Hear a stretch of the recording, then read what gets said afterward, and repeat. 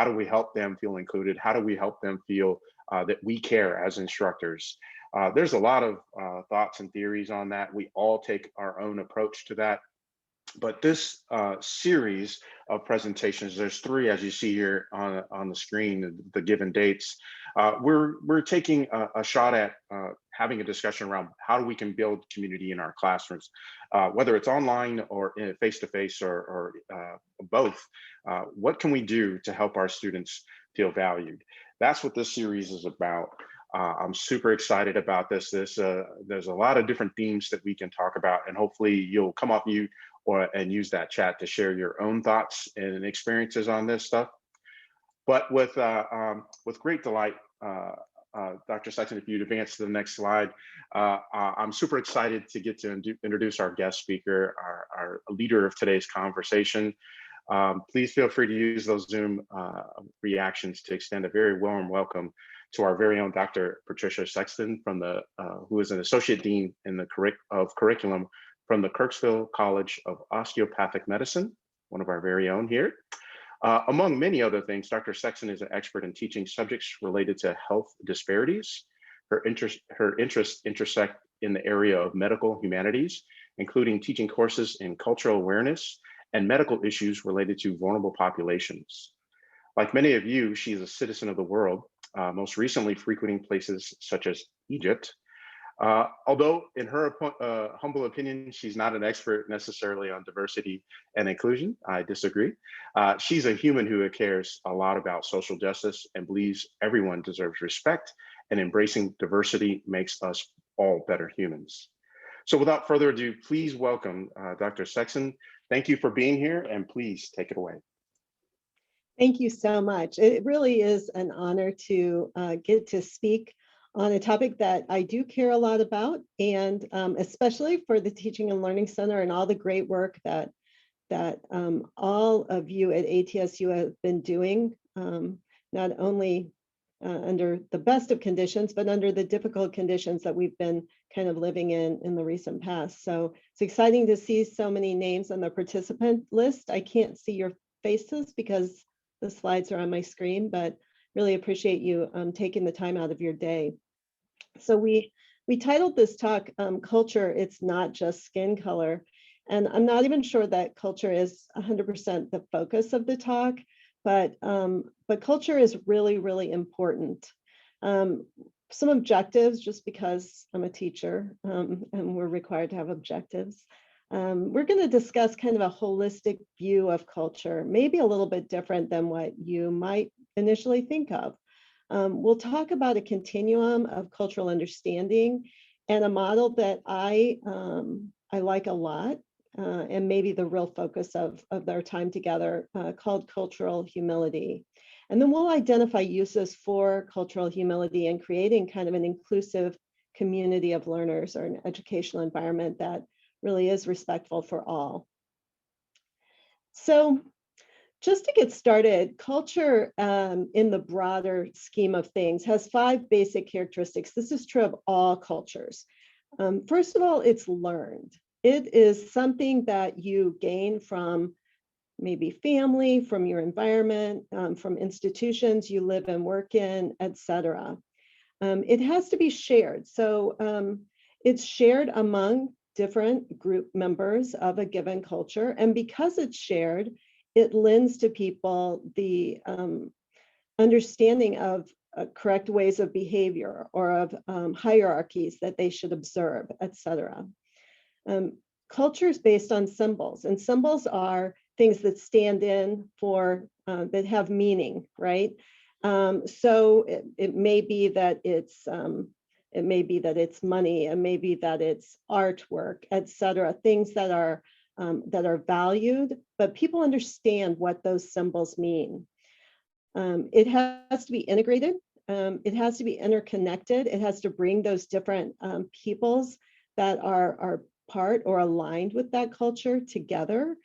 And it's dynamic. It's changing. It's able to be changed. And actually, if it's not able to be changed, or if we don't vacillate between different cultural milieus, then we really wouldn't need this talk at all, right? Because if we're not able to adapt and adjust and understand other people's cultures or the culture that we're working in at the moment, then we maybe couldn't even create inclusivity, if you will. So we move between different cultures on a daily basis. Our home culture may be different and may have different expectations, different roles than our workplace culture, different hierarchies and so on. I ascertain that unless we understand our own culture, kind of what makes us up, we can't understand other people. And the main point here is that this is something we learn. This is not something that we are born with. We may say, you know, I'm a born Catholic. That's true. I was born into a Catholic family. However, if I was born and adopted into a Muslim family, I would have been born to Catholic parents, but I would still learn a different cultural perspective. It's not inherited, and that's a gift. So that gives us the opportunity then to learn and grow and understand other people's perspectives. So I'd like you to take a minute and, with that broad definition of culture, come up with a culture or two that you personally identify with. And we're going to use a little poll. You can scan the QR code, or you can go to that website, www.menti.com, MENTI, and the code is 8489278. Brittany has also put it in the chat. I'm going to stop sharing, and Brittany's going to share her screen to share our results of the poll.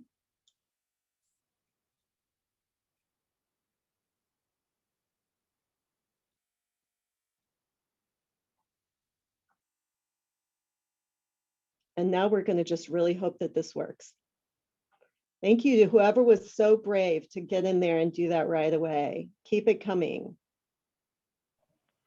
If you're looking for how you can participate, it's up on the screen if you want to go to that website, or go ahead and get to the chat, and we've gone ahead and put the link in there. You can fill it out right away.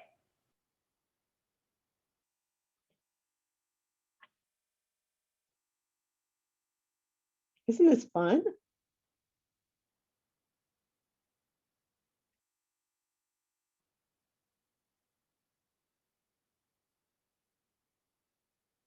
Fantastic.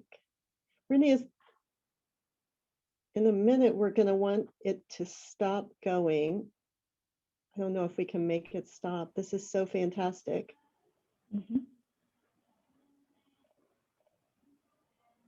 All right, so we're seeing, oh yeah, let's leave it there for just a minute. We're seeing words that are ethnicities, we're seeing religions, we're seeing parts of the country where people are associated with. We're seeing rural versus urban. We're seeing academic culture, some workplace-based settings. We're seeing socioeconomic status, or what, you know, I don't really like the whole class thing, but strata within within society in terms of financial. We're seeing gender, sex. This is fantastic. Okay, so let's go back. I'm going to kick Brittany's screen out. Oh, I can't. Okay. All right. So that was really fun. You all saw that even within this relatively small group of people who are all working in an academic institution, who you know, share a lot of the same experiences on a day-to-day basis, are affiliate or experience a lot of other cultural expressions as well. And some of those things we can see. We can see age, we can see sometimes skin color, race, etc. Some things we sort of think we can see, but we're not really sure, right? So sometimes we might make an assumption about a person's religion based on the way that they're dressed. You know what assumptions do for you. But a lot of things that we see here below the waterline are things that we can't see, and maybe we didn't even think about in terms of cultures. And again, some we may affiliate with at work, some we may affiliate with only when we're in certain groups of people, and so on. So this is not really as clear cut as we might have once thought. And for that reason, then defining culture is even within a classroom, just like within this classroom that we're in right now, isn't quite so straightforward. Trish, Dr. Sexton, could you try sharing your screen one more time? Oh no, I'm not sharing. Nope. Okay, here we go. Still can't see it. Nope, hold on, I'm still working on it. Oh, okay. I got to find my Zoom again. Here we go. Thank you. Of course. Oh, sorry about that. Okay, so here's the slide I was just talking about. Are we there? We can see now. Thank you. Perfect. Thank you.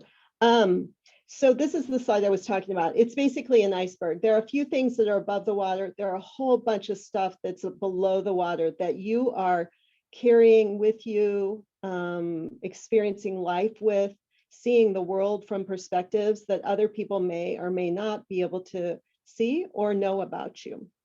And also important for you to realize that then students and colleagues also have that same complexity.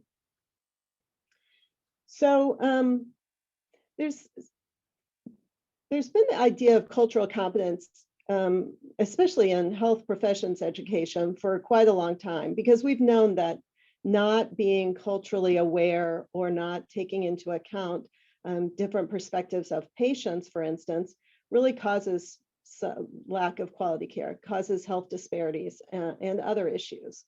But more recently, there's been a little tension about the idea of cultural competence. This study that came out pretty recently kind of states that that unease is really coming from that idea that you can't ever really know someone else's culture, like really be competent. If we use that word competence, which we use so often in education. And so these authors and what we're going to talk about today suggest a move towards something called cultural humility. This is a continuum. You know, ATSU works and believes and espouses the notion of cultural proficiency, which takes into account the understanding of this entire continuum. And it's very holistic. Cultural proficiency really is an institutional perspective. And I think that the notion of a personal perspective of cultural humility makes a lot of sense. And so the literature and the people who do think about these things and work in these areas really explains quite a lot between just an awareness that there are people different from myself, but I'm going to be me and you can be you, and I hope it works out, to maybe a little bit of sensitivity, like, gosh, I do know you're different, but hope we can get along, to competence and so on. But really getting to this notion of cultural humility, which is based on really interacting, trying to understand, knowing what we don't know, and trying to come up with a common ground where we can enter into respectful and mutually beneficial relationships. So it shifts the idea from mastery of learning everything there is to know about any given culture to the responsibility to find out things that you don't know. And I think this is a real permission that many of us have looked for a long time, because if you just make assumptions based on looking at me, you probably, and as Quincy said in the introduction, I am not an expert in diversity issues. I probably have a pretty limited experience with a lot of different cultural experiences, and yet I seek to understand. And I think one of the things that a lot of diversity work has told us over time is that we don't know and we'll never understand. And I think this gives us the permission to say, you're right, I don't know. And so let's work together with this for a little while. This notion of cultural humility asks us to be a student. And I think we are all really comfortable with being students because we're all in a teaching and learning institution by choice. This is a comfort place, I think.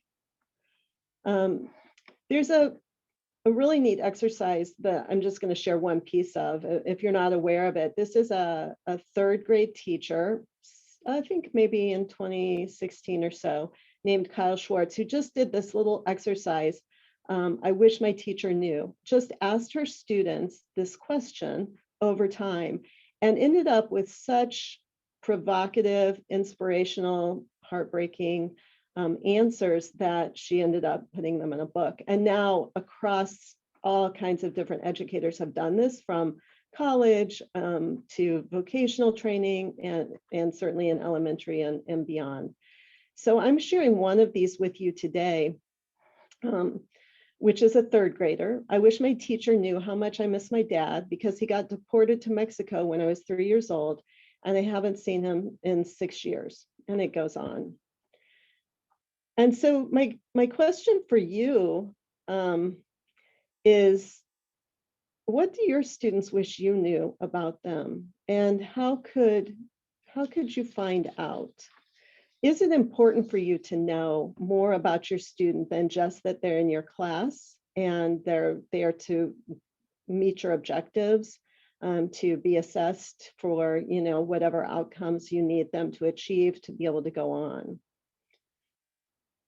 So this notion of cultural humility is based in really 3 principles. One, lifelong learning and critical self-reflection. So we talked about the importance of being learners.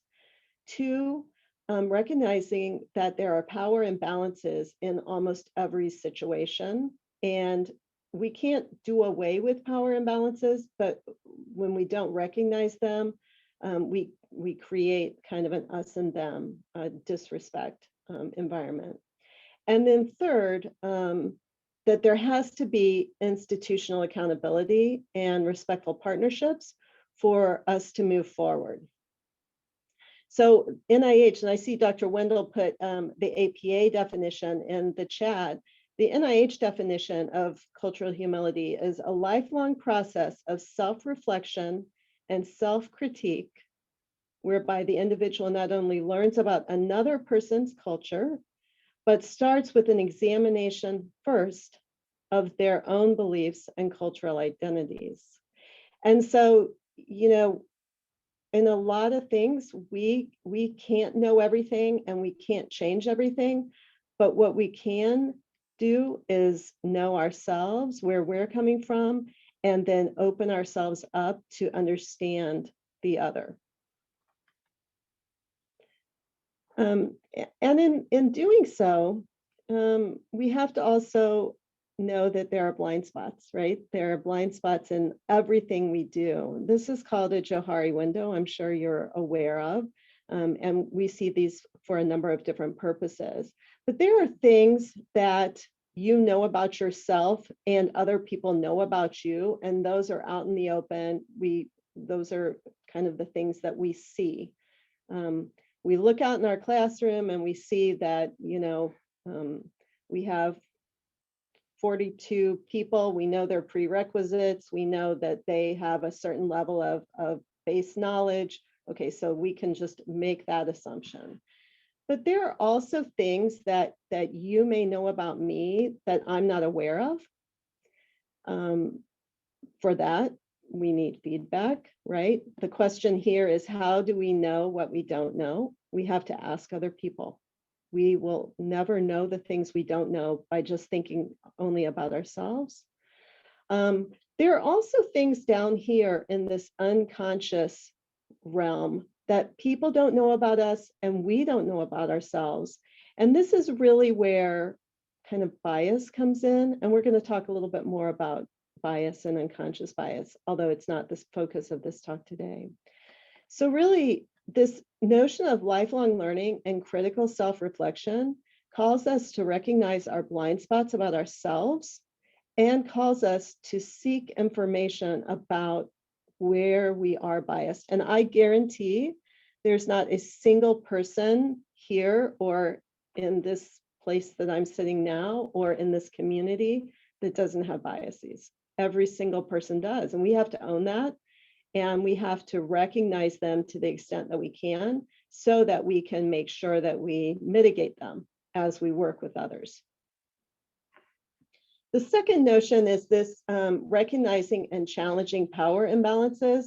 So I don't know, have you ever thought, put in the chat if you've ever thought about power imbalances that exist within your classroom. Can you think of a power imbalance other than the teacher-student hierarchy? Are there others in your classrooms? I'm watching the chat for your answers. No answers. Yeah, male, female, age differences, racial differences, talkative, extroverted versus introverted, talkative versus quiet. Excellent.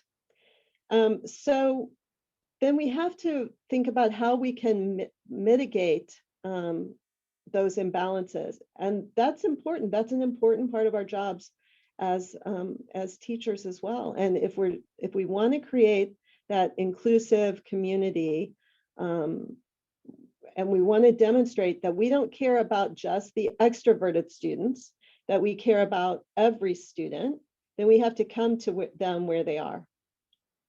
So this is the second pillar. And then that last pillar is institutional accountability and respectful partnerships based on trust. So this gets back out to the institutional commitment. Do we, as in your classroom or as a whole institution, do we model those first two principles, lifelong learning and critical self-reflection? I think lifelong learning is pretty well embedded in health professions education as a must, but do we really value and reward critical self-reflection? I'm going to leave that challenge for you. And do we recognize and try to mitigate power imbalances? If you said yes, how do you know that you do that? Do you ask for feedback? Do you have people come into your classroom and observe and see where you can improve in those ways? I'm not asking if you do that right now, but I'm kind of just lending that as an opportunity to think about, not to be critiqued on your content. You're all content experts, or but to really begin to think about how your program, your institution could move toward that culture of humility. And how do you do that? Well, you ask people about their own experience. People bring their experiences to the conversation. You won't know their experiences if they're the quiet one, if you don't find a way that doesn't call them out, but that gives them opportunity to express that to you. Maybe ask them to write, what do you wish your teacher knew, on a Post-it note and turn it into you. And when people are sharing their experiences with you, you have to practice active, deep, present learning and listening. You have to be aware of your body language and their body language and really become kind of an expert in seeing what's not being said. Mostly you have to know what you don't know and be willing to ask other people for that kind of feedback. I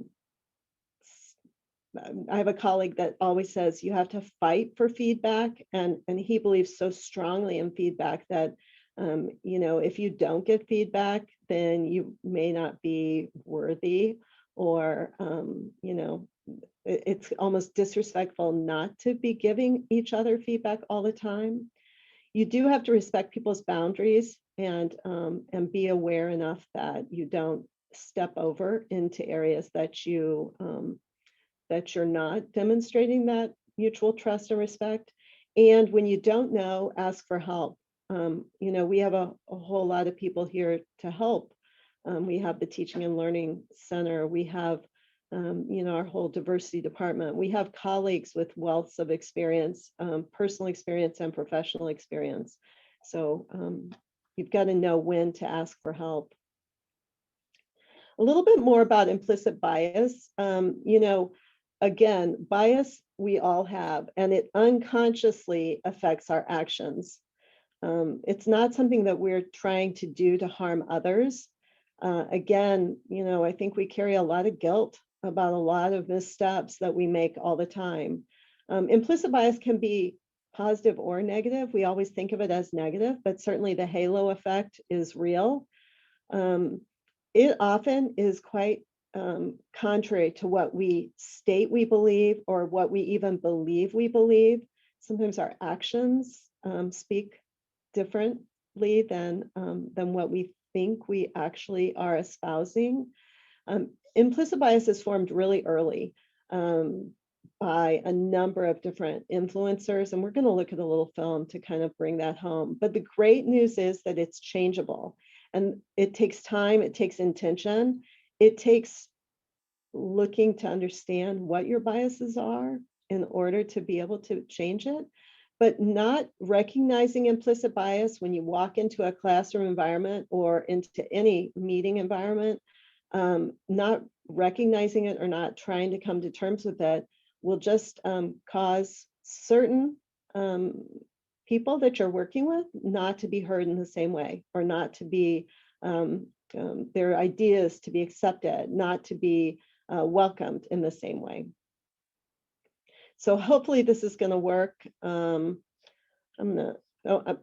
Please tell me really quickly if you cannot hear the sound, because the sound's important. We brought together 3 groups of kids at this day camp and showed them pictures of 2 men, one Arab, the other Asian. Who do you like better, this man or this man? The Chinese guy.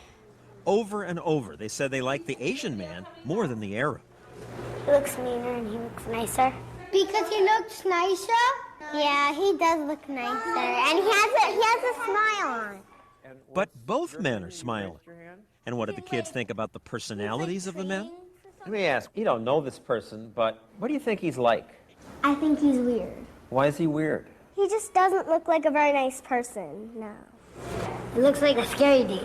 He's on the phone. What's he talking about? Maybe a robbery? Then I ask about the Asian man.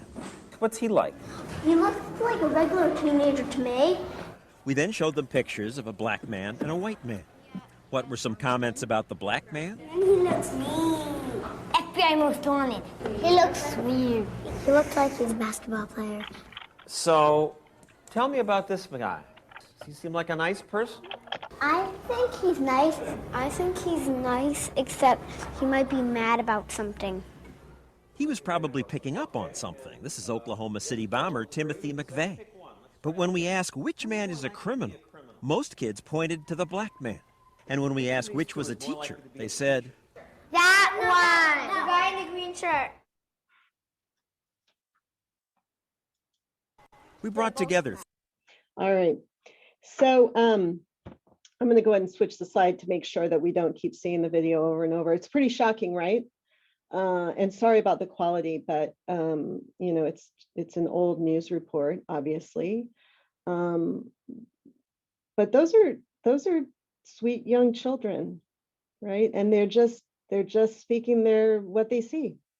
And yet, from our perspective, we're seeing a lot of bias there, and they're unfiltered because they're children. So I think we're all feeling right now like, oh wow, not me. I wouldn't see it that way. If those 2 first guys were walking toward me in in dark parking lot, I would see them both as equal and happy and expect them to be kind, gentle people.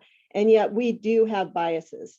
And so I'm sure you're aware of the implicit association test, which was developed by Harvard. There's a lot of research behind it. I know there's a lot of research that says that it's not completely valid and reliable. I'll tell you what, if you go on and do some tests, you'll find you might not like all the answers. So it measures biases that we don't know that we have. It gets down in our unconscious kind of area.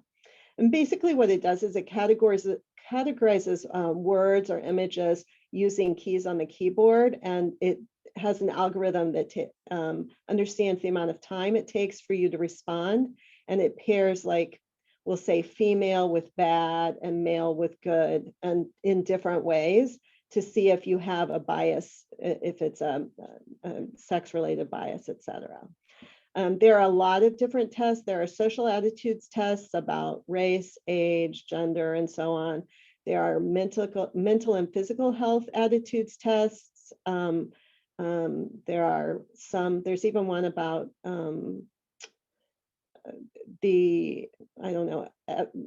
efficacy of females in research that we use with our biomedical sciences program. And so go on and do some tests for yourself and see what biases you may have. But I'm going to bring you back to this because I think this is really the most, maybe, kind of the safe place, and the place that I think is where we grow from, that we have to become a student. We need to know about ourselves so we can know about other people. And I'm going to kind of, I guess, turn some of the diversity phrasing that we use from time to time that I think does shame and blame. And I don't think many good things come from shame and blame, right? We know that from the patient safety culture. So instead of microaggressions, let's talk about microaffirmations. So what if we substituted messages about exclusion to be more messages about openness and opportunity? What if we, in our work environments, in our classroom environments, really practice active, present listening with whoever's in front of you at that moment, and heard people's experiences and validated it, just to hear them, not to rebut or to expand or to share your own, but just to be there and to validate and to affirm that that is the experience that person had. So micro affirmations. So active listening, really hearing what's being shared, watching that body language, the posture, maybe some reflective statements summarizing, I heard you say this. Asking qualifying questions to understand, not to make your own point, but to ensure that you really understood what that person has said. So understanding the other person's values and strengths and passions and talents and goals. Recognizing and validating experiences. Identifying a little bit more about what that person cares about. What are their values? What are their kind of their desires? And then beginning that open conversation about how you can move forward together productively.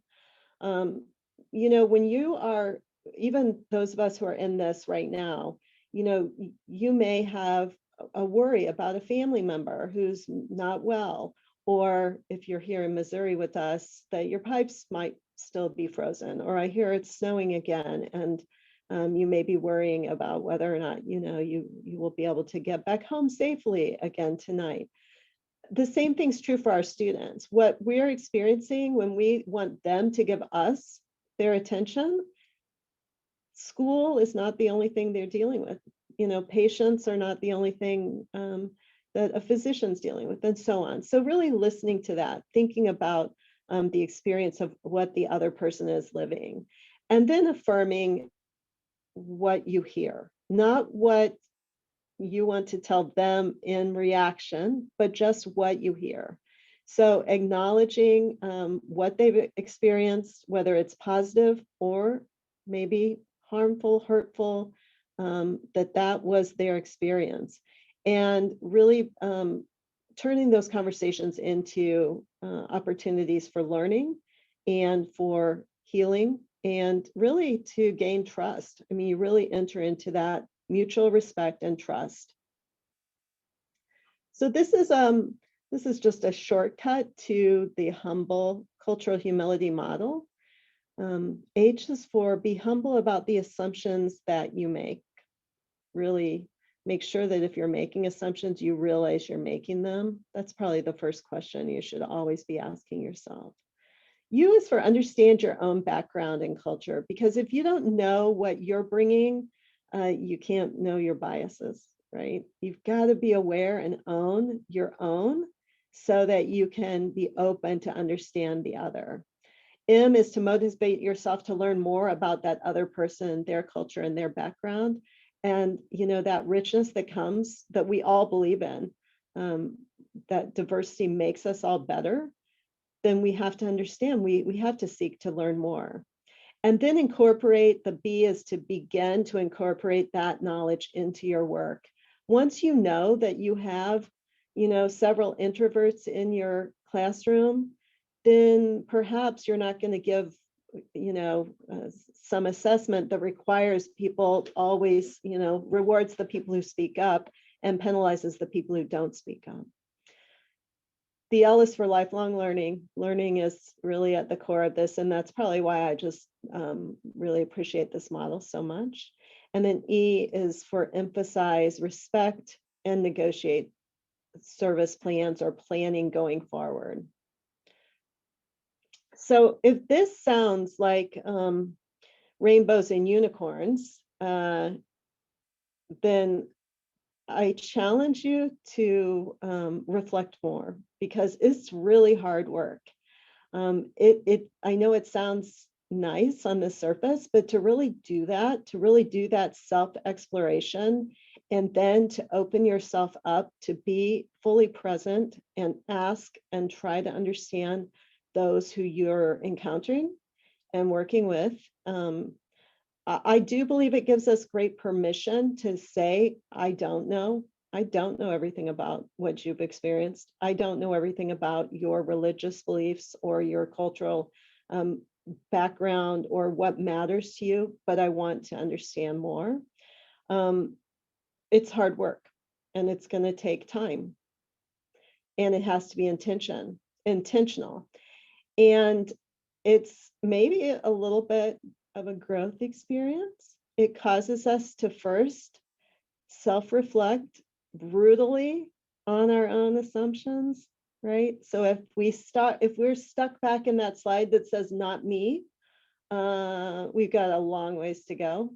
We have to say, I just made an assumption. Luckily, I can't make any assumptions about you all because all I see is my slides and my camera. So, but we have to self-reflect brutally, honestly, about the assumptions we bring. So in humility, though, there's great freedom. We can stop pretending that we know everything. We're expected to know everything. It's possible to know everything, that we're right and correct and appropriate at all times. This model, I think this approach gives us the permission to say, I don't know much, but I'm more than willing to learn, and I'd like to understand more from you. So it really does give us a freedom to begin to understand ourselves and others. So it's an antidote to feelings of incompetence and insecurity and fear of offending. And I know sometimes we just get to a place where we don't want to go into certain areas or have certain discussions because we don't know how that's going to make someone else feel. I teach in medical humanities, and a lot of those topics tiptoe into uncomfortable areas very often. But if we give ourselves the permission to learn, to really be present to others, to listen actively to others, and to understand ourselves, I think that's where we come to that respectful place of trust and openness, and allows us all to kind of grow and walk forward. So with that, I would love to hear from you. thoughts, questions, experiences, opinions, feedback. Feel free to unmute yourself, or Brittany, if there are any questions or comments, I'm open to that as well.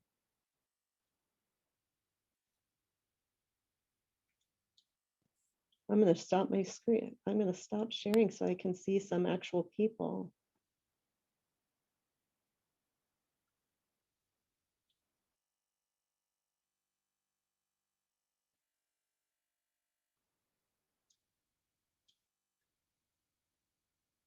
Anything at all?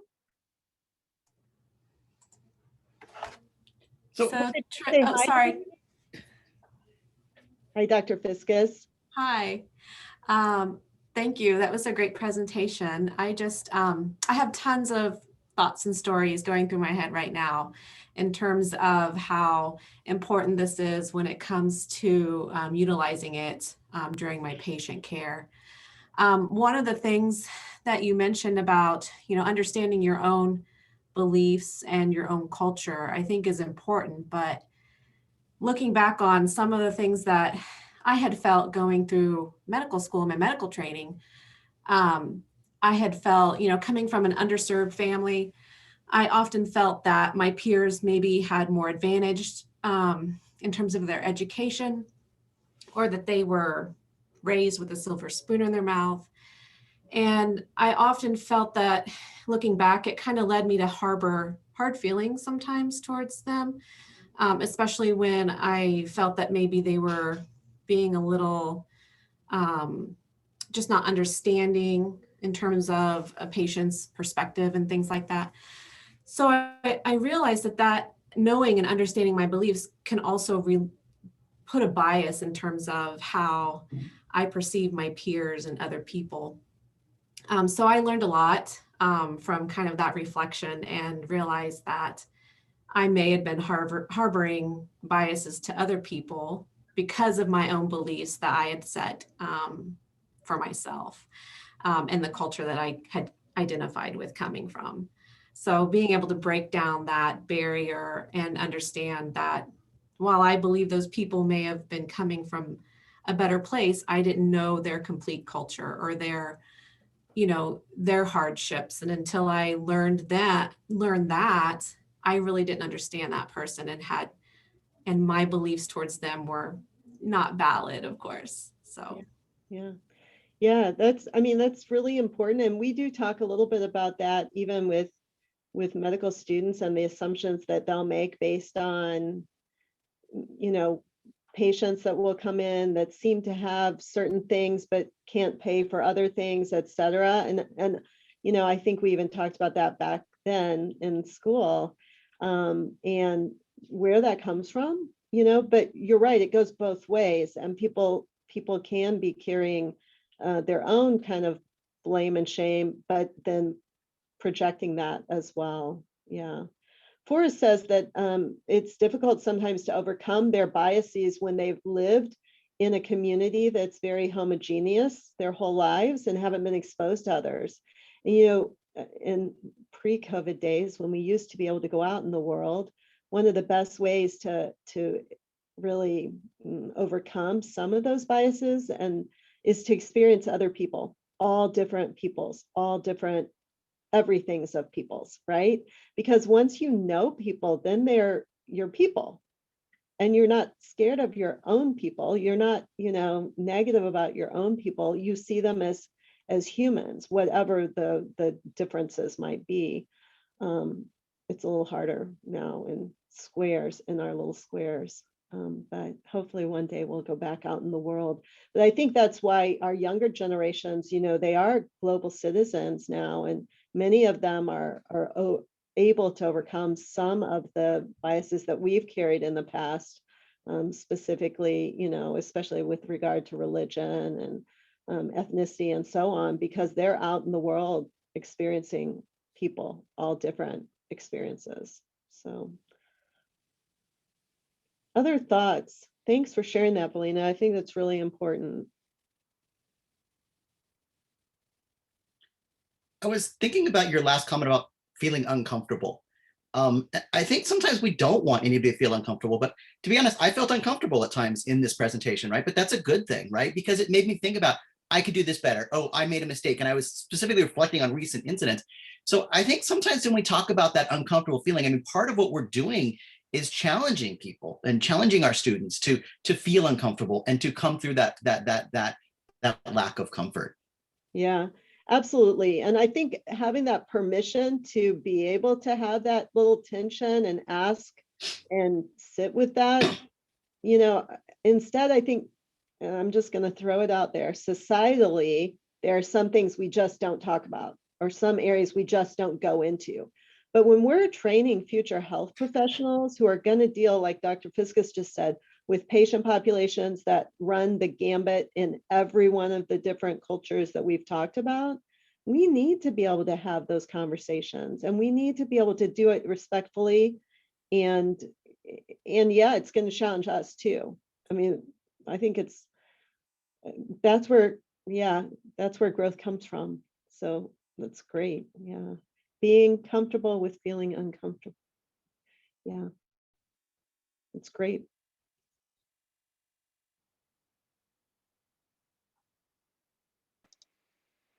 I've got a question for you.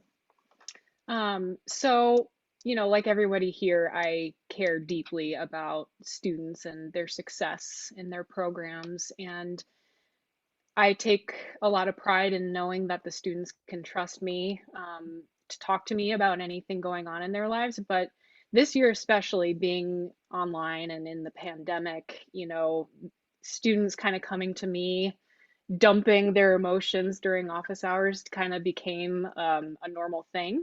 So just kind of curious what you think on like where to draw that line and where our kind of scope ends as educators. Yeah, that's a great question. And I'm going to answer it from an administrator's point of view. And I've been that person too, where, you have boxes of Kleenex around back in the face-to-face days, because people are crying in your office all the time because they just need somewhere to go. I do think it's pretty important to, when you get into the realm of mental health concerns, whether that's depression, significant anxiety, I'm not just talking about, psychiatric diagnoses, even subclinical depression. I think it's really important to let people who are trained to do those things, to always say, I'd love to walk you over to counseling. I know whoever, Art, Sarah, Phil, it really can help you through some of that. So it is hard to know where that line is. But when it becomes a counseling session, not just a I'm getting to know you better session, probably it's time to have a counselor involved, because we need to do the work that we know how to do. But you're right, this has been a really hard year. When people are just sharing about, some experiences that they've had, but they're able to explain it as an experience, that's probably fine. If they are reliving that experience or demonstrating significant emotion in response to that and wanting your advice as to how to process, kind of unpackage those kinds of things, that's where I would say, I'm going to take you to the expert for that. Thank you. Yeah.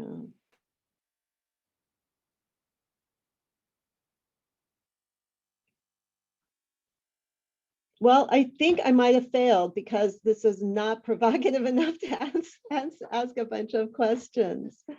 But hopefully what we've done is left you with some things to sit with and to kind of, some of you may be thinking, I don't, that's not me. It's not really, doesn't really apply to me. And then maybe tomorrow morning when you wake up or during the night, you'll think of something and recall it. Others of you may be kind of wrestling with some things right now. I love that idea of feeling a little bit uncomfortable and needing to sit with that. So that's awesome too. Be there. And I had a question, Dr. Sexton. being a microbiologist, I figured, there's no cultural things involved in teaching microbiology. However, in my past, if you talk a lot, you, as one passage says, sin is ever at the door. And so you put your foot in your mouth quite a bit. I've been, over the years, put my foot in my mouth culturally with some of my students. One question I have for you is, so how do we make reparations when we realize we've messed up in overlooking other people's perspectives and culture? Yeah, what a great question. So first of all, hopefully you've created an environment that allows them to tell you, when you said this, that hurt me because, or when you said this, it hit me like this, right? And if you do get that, or even if you get it from somebody like me that says, hey, Neil, in your lecture on Tuesday, some students were concerned about your slide about whatever.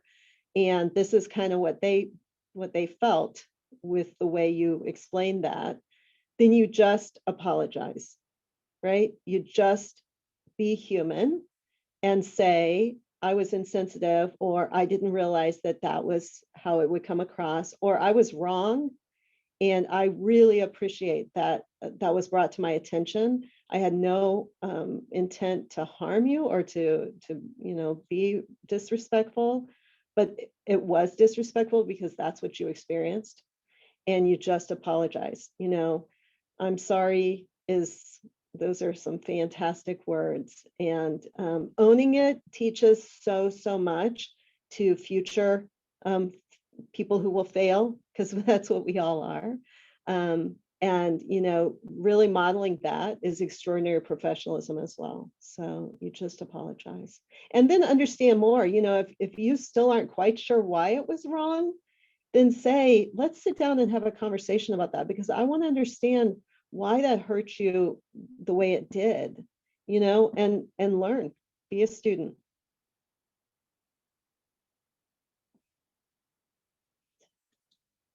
I think at this point, I am supposed to share my screen again for this. Well, I echo everything I'm seeing in the chat right now. What a thought-provoking presentation. I, like so many, are sitting here thinking back through all the areas where I'm feeling a little uncomfortable, but learning from that. So thank you, Dr. Sexton, for such a wonderful discussion. This was part one of our Building Community in Your Classes series. We thank you all for joining us. We have the next session coming up on March 24th. We hope you will plan to join us for that. Stay tuned for email invites and calendar invites. And the third presentation will take place on April 14th. We'll stick around for a few minutes. If anyone has any questions or wants to chat, message with us, we will be here. Thank you so much for taking time in your afternoon. We'll see you next time.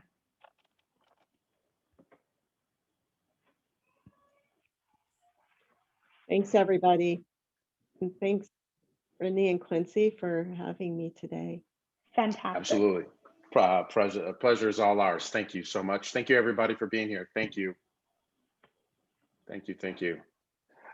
Yeah, I feel comfortable with being uncomfortable about this discussion, thanks to you, Dr. Sexton. This was a great way. There was so many nuggets there to hear you. I feel like I have homework for sure, but slide 11, where you showed the steps, I feel actionable. I feel like I can now, in the rest of my life, I'll have to work on it, but figure out cultural humility. I know where to start and where I might have to end. But thank you for that. Thanks for such a thoughtful and being vulnerable to lead this discussion. It's so impressive. I think we all benefit. Thank you. Thank you. Thanks for having me. And I know the next, I think it's really important. And I think that the next two presentations are going to really lend a great deal for people, thinking about how they create inclusivity in the classroom and in the workplace, et cetera. So this is a great series. So thanks for letting me kick it off. Yep, this was all you a year ago. You remember? Oh, I know. Over a year ago. Careful what you wish for. Right. Of No, I appreciate it. course. All right. Anybody else want to chat about anything before I move on? It's always weird when you just have these boxes of people's names because you don't know if they're really there or if they actually Right. go to lunch. Right. I know Sandra's there. Thanks for joining us, Sandra. Appreciate that. All right, and I'm certainly open to feedback from, well, anybody, and feel free to send the slides out if you want. I'm Okay. totally comfortable with that. Feel free to send my email if anybody wants. And I mean, I'm not an expert, so it's not like I have great wisdom to share, but if anybody just wants to have, chat about something, and feedback from you guys, For sure.